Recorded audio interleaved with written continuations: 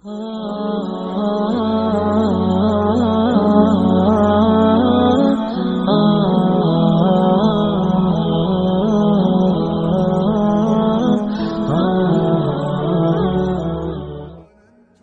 بن عمر اور عبید اللہ بن عمر بصرہ سے گزر رہے تھے ایک جنگ سے واپسی پر، تو حاکم بصرہ نے آپ کو کچھ پیسے دیے کہ یہ مال غنیمت میں جا کے جمع کروا دینا،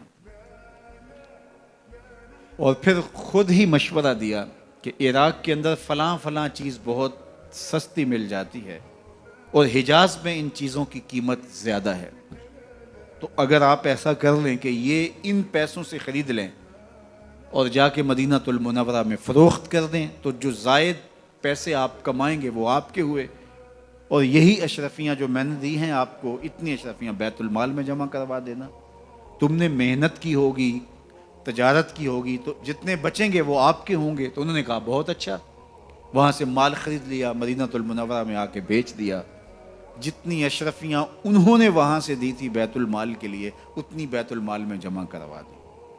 حضرت عمر رضی اللہ تعالیٰ عنہ کو پتہ چلا، بیٹوں کو بلایا، کہا کہ سنا ہے تم نے کوئی کمائی کی ہے؟ کہا جی ہم نے تو تجارت کی اور جو مال لیا تھا اتنا مال بیت المال میں جمع کروایا ہے۔ کہا تم بیت المال کے پیسوں پر کمائی کی ہے، وہ پیسے بھی تمہیں بیت المال میں جمع کروانے پڑیں گے۔ یہ عمر ہیں رضی اللہ تعالیٰ عنہ۔ رومی شہنشاہ کی بیوی سلام بھیجتی ہے حضرت عمر رضی اللہ تعالیٰ عنہ کی اہلیہ کو، تو وہ 1 دینار ادھار لے کر کے اس کا عطر خریدتی ہیں اور شیشیوں میں ڈال کر کے ان کو بھیجتی ہیں کہ چلو ایک رواداری کا اچھا ثبوت فراہم کیا جائے۔ تو وہ واپسی پر انہی شیشیوں کے اندر قیمتی موتی بھر کے بیچتی ہیں، جواہرات بھر کے بیچتی ہیں۔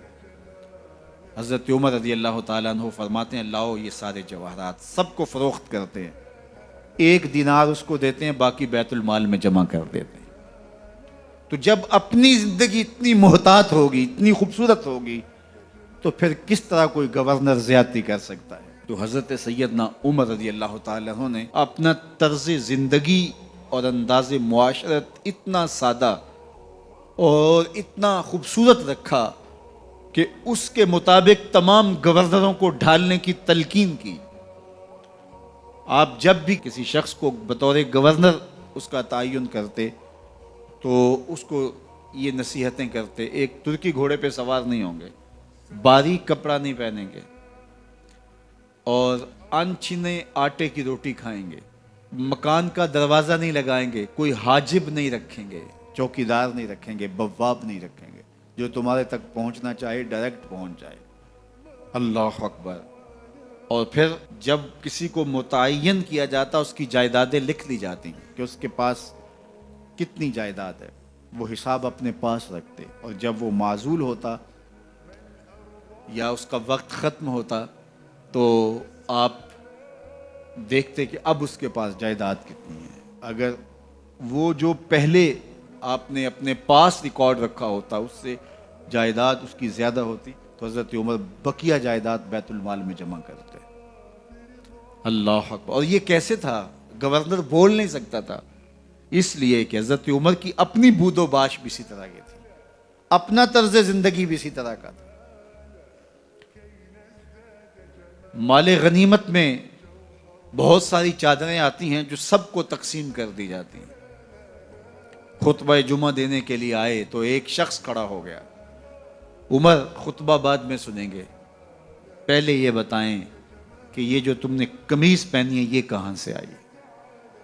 مال غنیمت کے اندر جو چادریں آئی ہیں سب کے حصے میں ایک ایک چادر آئی، آپ داراز قد ہیں، ایک چادر سے قمیض نہیں سل سکتی، تو آپ کی قمیض کہاں سے آئی؟ پہلے اس سوال کا جواب دے دیجئے، پھر خطبہ سنیں گے۔ اللہ اکبر۔ آپ کے بیٹے کھڑے ہوتے ہیں، کہا ایک چادر سے میرے باپ کی قمیض نہیں بنتی تھی، میں نے اپنے حصے کی چادر بھی اپنے باپ کو پیش کی ہے۔ اس نے کہا اب سناؤ، اور ہم سنتے ہیں۔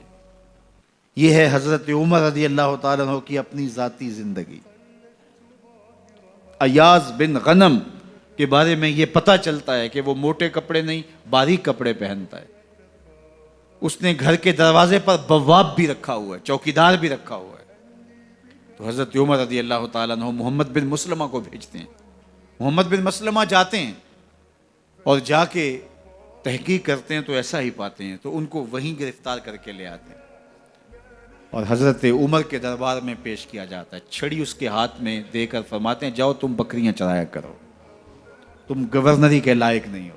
ایک گورنر کو بکریاں چرانے پہ لگا دیتے ہیں اس لیے کہ تم نے ان اصولوں سے, ان ضابطوں سے انحراف کیا ہے جو ایک سلطنت کے ذمہ دار کے لیے لازم اور ضروری ہیں.